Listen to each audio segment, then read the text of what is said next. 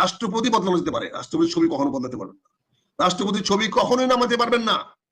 রাষ্ট্রপতিকে নামাতে পারবেন, রাষ্ট্রপতিকে বদলাতে পারবেন, কিন্তু আমি আবার পরিষ্কার করে বলছি, বাংলাদেশ সরকারের ডক্টর ইউনূস সাহেবের ক্ষমতা নাই রাষ্ট্রপতির ছবি নামানোর।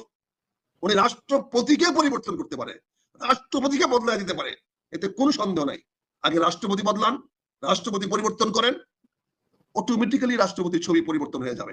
এখন যারা দিয়েছেন তারা ক্রিমিনাল অফেন্স করেছেন, তাদেরকে আইনের আওতায় আনতে হবে। এই নির্দেশে যদি কোনো এমবেসিতে বিদেশে কোনো ছবি নামানো হয়, তাহলে ওই অ্যাম্বাসেডারকে অবশ্যই আন্ডার প্রসিকিউশনে আনতে হবে। তবে আমি মনে করি বাংলাদেশে কোনো পররাষ্ট্রমন্ত্রী নাই, পররাষ্ট্র মন্ত্রণালয় নাই। এখন খলিল এবং ওই যে কি পররাষ্ট্র উপদেষ্টা আছে, তাদের মধ্যে ক্ল্যাশ চলতেছে কে পররাষ্ট্র মন্ত্রণালয় চালাবে। মাঝখান থেকে আদেশ নির্দেশ যায় শফিকুল আলমের কাছ থেকে, প্রধান উপদেষ্টার প্রেস সেক্রেটারির কাছ থেকে।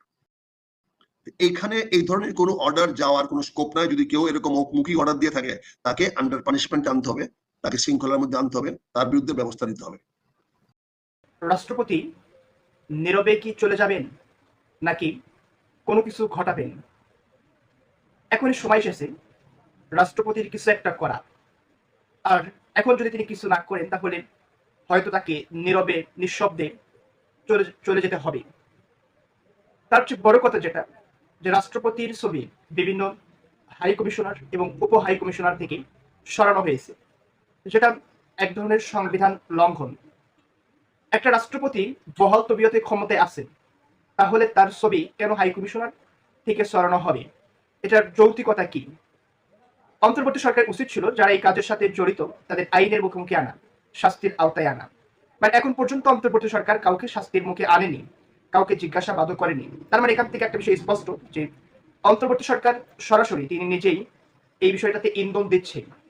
মানে অন্তর্বর্তী সরকারের একটা রুলস রেজুলেশন অনুযায়ী রাষ্ট্রপতিকে সরানোর একটা চেষ্টা করা হচ্ছে। এখন প্রশ্ন হচ্ছে যে অন্তর্বর্তী সরকার কি রাষ্ট্রপতিকে সরাতে পারবে কিনা? এখানে আমার মনে হয় না যে পারবে। যদি রাষ্ট্রপতিকে সরানো যেত, তাহলে সেই 5ই আগস্টের পরবর্তী সময়ই তাকে সরাতে পারত। এটা 1 বছর পার হয়ে যাচ্ছে, লং ডিস্টেন্স। তো এই সময় রাষ্ট্রপতি শাহাবুদ্দিন সাহেবকে সরানো অন্তর্বর্তী সরকারের পক্ষে অতটা সহজ বিষয় না। এখন এই অন্তর্বর্তী সরকার যদি রাষ্ট্রপতিকে সরাতে চায়, বা তাকে যদি পদত্যাগ করতে চায়, বা তাকে যদি উৎখাত করতে চায়, তাহলে অন্তর্বর্তী সরকারের যে শপথ গ্রহণ, এটা অবৈধ হবে, এটা সাংবিধানিক হবে না। এখান থেকে এই বিষয়টি স্পষ্ট। আর আরেকটা বিষয় হচ্ছে, অন্তর্বর্তী সরকার যদি রাষ্ট্রপতিকে জোরপূর্বক পদত্যাগ করাতে চায়, তাহলে অবশ্যই এটা সংবিধান বহির্ভূত কাজ এবং একই সাথে রাষ্ট্রদ্রোহিতার শামিল।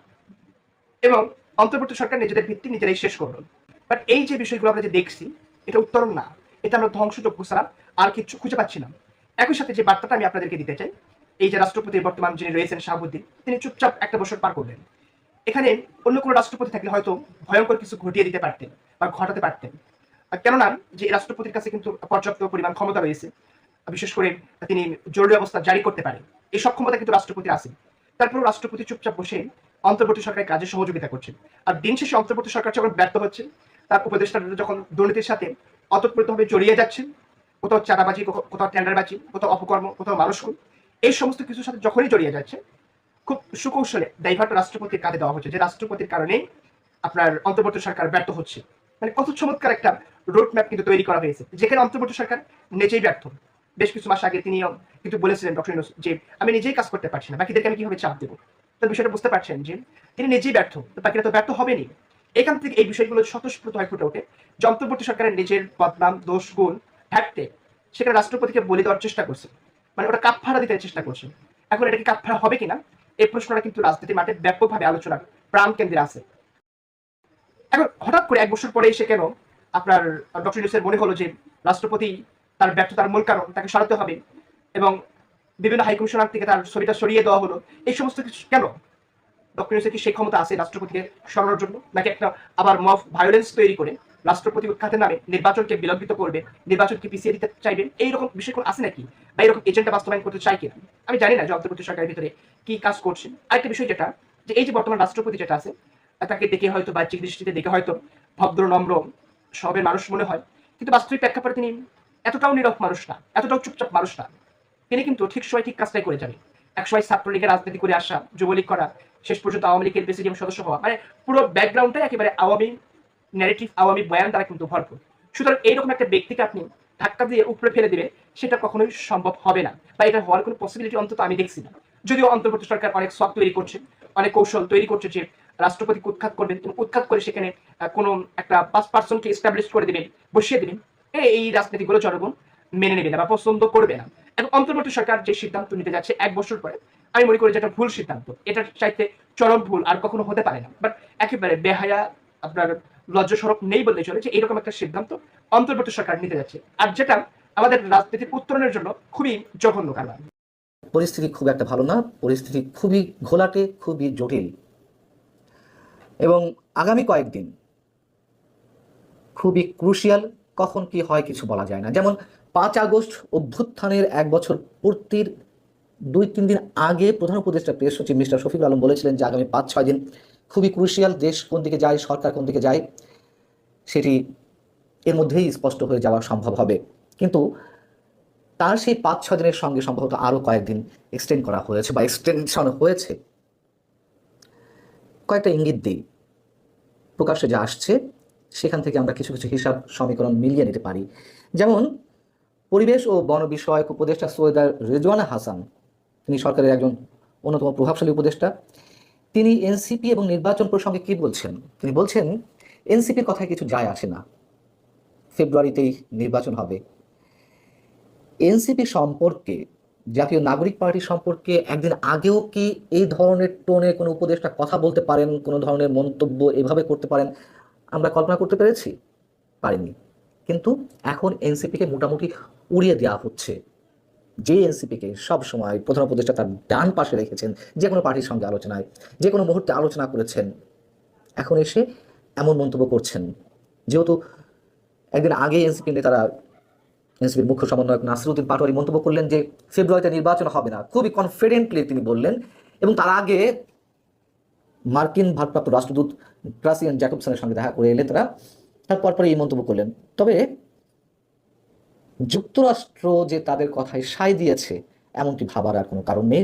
কক্সবাজারে তাদের যাওয়া পিটার হাসের বিষয়টি পরে গুজব বলে প্রমাণিত হয়েছে। তবে কিছু একটা করতে তারা গিয়েছিল বা কোনো একটা আশায় তারা গিয়েছিল, যা হোক এগুলো পুরনো বিষয়।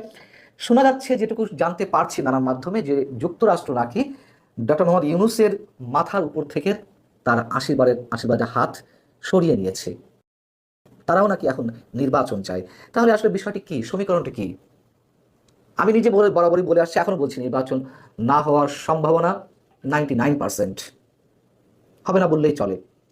কিন্তু যুক্তরাষ্ট্র নির্বাচন চায়, এবং আমি নির্বাচন হবে না বলতে কোন প্রসঙ্গে বুঝিয়েছি? নির্বাচন তো হতেই হবে একটা সময়। এই সরকারের অধীনে নির্বাচন না হওয়ার সম্ভাবনার ক্ষেত্রে বলেছি, অথবা ডক্টর মোহাম্মদ ইউনূস নির্বাচন দেওয়ার সুযোগ পাবেন না। এখন যুক্তরাষ্ট্র নির্বাচন চাই, কোন ফরম্যাটে চাই সেটিও তো একটু বিবেচনা নেওয়া দরকার। ডক্টর মোহাম্মদ ইউনূসকে রেখে নির্বাচন চাই, নাকি নতুন কোনো সরকারের অধীনে নির্বাচন চাই? সেই সরকারের রূপরেখাটি আবার কি হতে পারে? হাইকোর্টে যে রেফারেন্স পাওয়া গেছে, বা আমরা যেটা জানছি যে তত্ত্বাবধায়ক সরকার ফিরে আসার ব্যবস্থা হয়েছে, সেটি এখন কোন প্রক্রিয়ায় হবে সেটি নিয়ে আলোচনা হতে পারে, নাকি ডক্টর মোহাম্মদ ইউনূস সরকারকে সরিয়ে এই ধরনের অন্য কোনো অন্তর্বর্তী সরকার, নাকি তাকে রেখেই আবার হবে? নানান ধরনের জটিলতা রয়েছে। এদিকে গত 2 দিন ধরে রাষ্ট্রপতি মোহাম্মদ শাহাবুদ্দিনের ছবি বিদেশি মিশনগুলো থেকে সরানোকে কেন্দ্র করে নানান ধরনের গুঞ্জন শোনা যাচ্ছে। এই বিষয়ে আমি যতটুকু জানি, যতটুকু আমার পার্সোনাল জায়গা থেকে ইনফরমেশন পাওয়ার, সেক্ষেত্রে আমি এর আগের কন্টেন্টে আপনাদের আদ্যপান্ত জানিয়েছি যে কোন পর্যায়ে, কোন পরিস্থিতিতে ছবিগুলো নামাতে বলা হয়েছে বা সরানো হচ্ছে। এবং শুধুমাত্র জেলাসি থেকেই কি প্রধান উপদেষ্টা রাষ্ট্রপতির ছবি নামানোর নির্দেশ দিয়েছেন এমন প্রশ্ন তুলেছে। তার কারণ বিদেশি মিশনগুলোতে তো প্রধান উপদেষ্টার অথবা অন্তর্বর্তীকালীন সরকার কিংবা তত্ত্বাবধায়ক সরকার বা নির্বাচনকালীন সরকার প্রধানদের ছবি থাকে না, এটা আমরা জানি। সেখানে শুধুমাত্র রাষ্ট্রপতির ছবি থাকবে, সেই জায়গা থেকে একটা জেলাসি তার মধ্যে কাজ করতে পারে। তারপরেও প্রশ্ন যে কোনো ধরনের প্রজ্ঞাপন ছাড়াই এই ধরনের মৌখিক নির্দেশনার মাধ্যমে রাষ্ট্রপতির ছবি সরানো সম্ভব হতে পারে কিনা, সেই প্রশ্ন আসছে। আর যেটি গুঞ্জন ছড়িয়েছে যে রাষ্ট্রপতিকে সরানো হতে পারে, এটি আমার কাছে মনে হয় যে, এর আগেও বলেছি যে রাষ্ট্রপতিকে যদি সরাতেই হয় তাহলে আগে থেকে এই ধরনের পরিস্থিতি ঘোলাটে করে লাভ কি? সরানোর পরে না হয় এমনিতেই তার ছবি নেমে যেত। যাই হোক, বিষয় হচ্ছে কি যে এই সরকারে আসলে কোনো কাজ নেই, নাই কাজ তো খই ভাজ, একটা কথা আছে না, সেই ধরনের। সারা দেশের বিভিন্ন বিশ্ববিদ্যালয়ের হলের নাম থেকে শুরু করে বিভিন্ন স্থাপনার নাম তারা চেঞ্জ করলো, এই সরকার চেঞ্জ করলো। শহীদ বুদ্ধিজীবী থেকে শুরু করে বিজ্ঞানী, কবি, সাহিত্যিক এবং মুক্তিযুদ্ধে যাদের অবদান রয়েছে সেই সব নাম ধুয়ে মুছে একেবারে শেষ করে ফেলা হলো। বিশেষ করে মুক্তিযুদ্ধে যাদের অবদান রয়েছে এবং যারা হিন্দু ধর্মের ব্যক্তি, কোনো দরকার ছিল না তো এগুলো করার। মুক্তিযুদ্ধের বা মুক্তিযোদ্ধার সংজ্ঞা নির্ধারণ করা, এই কাজগুলো তারা করেছে অহেতুক, যার কোনো দরকার নেই একটা অন্তর্বর্তী সরকারের জন্য। সেই কাজগুলোতেও তারা হাত দিয়েছে, যা নির্বাচিত সরকারও করে না।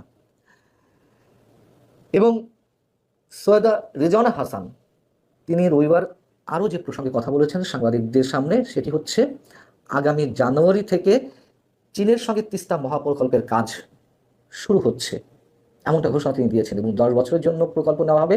নদী ভাঙন, বন্যা নিয়ন্ত্রণ এবং শুষ্ক মৌসুমে পানি ধরে রাখাই প্রকল্পের বড় লক্ষ্য। এবং এই যে তিস্তা বহুমুখী প্রকল্প, এটি অবশ্যই আমাদের প্রয়োজন, অবশ্যই প্রয়োজন। কিন্তু আমরা তো আন্তর্জাতিক ষড়যন্ত্রের মধ্যে পড়ে গেছি, দুপক্ষের টানাটানির মধ্যে। একদিকে চীন খুব আগ্রহ দেখাচ্ছে, তারা এই প্রকল্পে অর্থায়ন করতে চায়, কিন্তু এটাও তো সত্য কথা যে অর্থায়নের মাধ্যমে এই প্রকল্পে চীনের স্বার্থ রয়েছে। ভারতের চিকেন নেকের কাছে যে এই প্রকল্প গড়ে তোলা হবে, সেখানে থেকে তাদের কারিগরি টিমের মধ্যে এমন অনেকে আসবেন ওপারের বিষয়গুলো নজরদারি করার জন্য, ভারতের বিষয়গুলো, বিশেষ করে ভারতের 7 সিস্টার্সের উপরে নজরদারি করার জন্য। আবার এ কারণেই ভারত কোনো মতেই এই প্রকল্প চীনের অর্থায়ন হোক তা তারা চায় না। তারা নিজেরাও এই প্রকল্পে অর্থায়ন করতে চেয়েছিল আওয়ামী লীগের শেষ সময়ে এসে, এবং এই বিষয়টি নিয়ে অনেক দূর গড়িয়েছিল।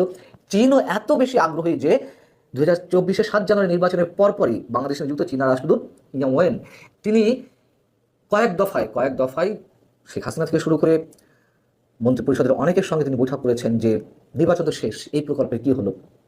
এবং যদি সত্যি সত্যিই চীনের অর্থায়নে এই প্রকল্প করার উদ্যোগ জোরে সোরে এগিয়ে নিয়ে যাওয়া হয়, সেক্ষেত্রে ভারত নিশ্চয়ই বসে থাকবে না, তারা তাদের প্ল্যান অনুযায়ী এগোবে। অতএব সামান্য কয়েকটি বিষয় আপনাদের সামনে উল্লেখ করলাম, এর বাইরে আরও অনেক কিছু রয়েছে যেগুলো বলার সময় আসেনি। তবে সামান্য এই কটি বিষয় নিয়েই আমরা মোটামুটি অনুধাবনের চেষ্টা করতে পারি যে আগামী কয়েকদিনে কি ঘটতে যাচ্ছে বা কি হতে যাচ্ছে। দর্শক, সম্পূর্ণ ভিডিওটি দেখলেন, আশা করি বিষয়টি বুঝতে পেরেছেন। এ নিয়ে আপনার গুরুত্বপূর্ণ মন্তব্যটি অবশ্যই কমেন্ট বক্সে জানিয়ে দিবেন। ধন্যবাদ।